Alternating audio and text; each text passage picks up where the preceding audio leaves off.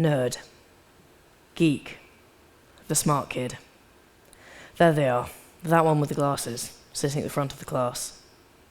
They're the type of person who finishes the test first every time, and has a better relationship with their calculator than with some of their classmates. They have no charisma, no social life, no up-to-date technology, and no skill in sports. At least, that's how other people see them.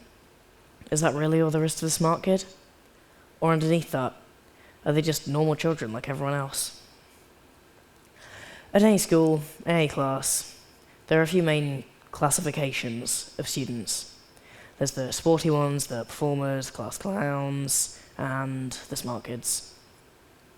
This is important. If everyone was the same or good at the same things, it would just be boring, really. They each have their own strengths and weaknesses. Like the stereotypical sports players tend to be shown as fairly popular but less good academically. The class clown is good at making people laugh but not much else. And the smart kid is also popular to sit next to in a test. True, they do have friends, but not as many as some of the others in the class, and some of them maybe just want to sit next to them for that test. I mean, probably not all of them. The media give us several examples of the smart one in a group. Think Oskar from Madagascar, Hermione from Harry Potter, and they tend to be quite similar. They normally have glasses, can't function outside their group, overthink everything, and either talk way too much or way too little. And admittedly, this isn't always the case with these, especially the glasses part, but 9 times out of 10, that's the way you'll see them. Even if neither of my examples have glasses, because one's a penguin, and the other one's from Harry Potter, and only one main character in that can wear glasses. The point is, sometimes they're not even a relatable or even a likeable character, and sometimes that part gets taken to the extreme. They might be called know-it-alls or tryhards, mocked for putting themselves out there like that. In short, it just isn't cool to be smart when you're young. One word pops up quite frequently when talking about the smart kid, and you've probably all heard it. I mean, you've definitely all heard it, because I opened the speech with it. Nerd. The word brings with it an array of images, an emoji, even its own catchphrase, but originally it had nothing to do with any of this. It was actually created by Dr. Seuss as a name for a creature which appeared once on one page of one book. Somebody must have taken inspiration from the creature's appearance to start using the word in its much more common context today, and I'm not entirely sure how, though, because the creature didn't do anything and the word was just mentioned next to his picture. By now you're probably starting to wonder, why am I talking about this? Either that or you've managed to figure it out already. The reason is, I am a total nerd. Glasses, check. Lack of sporting prowess, check. The smart one in the class, check. And that's just how people see me. The nerd. As far as some of them are concerned, I have no friends, no life, and may as well be living in the 1800s with the technology I have. If that part is a tiny bit true, you're listening to the proud owner of a Nokia. Yes, the one with buttons and snake. Yes, you do have to press it 3 times to get certain letters. Yes, I am going to go back to the point now.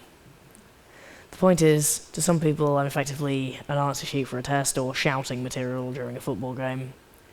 I have that label, so that's what they see. Important information. Labels are dangerous. No, not the kind you snip off your clothes. I'm talking about the labels that people apply to you. They could be based on a reputation, one event, even just who you are. The label only shows that one aspect, one idea, and so people who won't look beyond that only see that one aspect. They don't see the layers that make up a person. A label's not the person underneath it. Labels are literally labels. They attach themselves to the outside of a person without ever bothering to consider the true depth of the person underneath. The worst part is, once a label gets applied to you, it can take a lot to change or get rid of it. But it isn't the label of a nerd itself that's a problem, it's the way people react to it. The traditional assumption is that the nerd is weird, socially awkward, and impossible to have a meaningful conversation with before it lapses into either a monologue or the effect of talking to a wall. And admittedly, I am a bit awkward sometimes, but in no way am I that awkward. But that aside, most people won't look beyond that traditional assumption and won't even bother trying to make friends with them or get to know them, and so they stick to that assumption that the supposedly weird classmate will only make friends with other weird people. As you can imagine, this leads to some issues.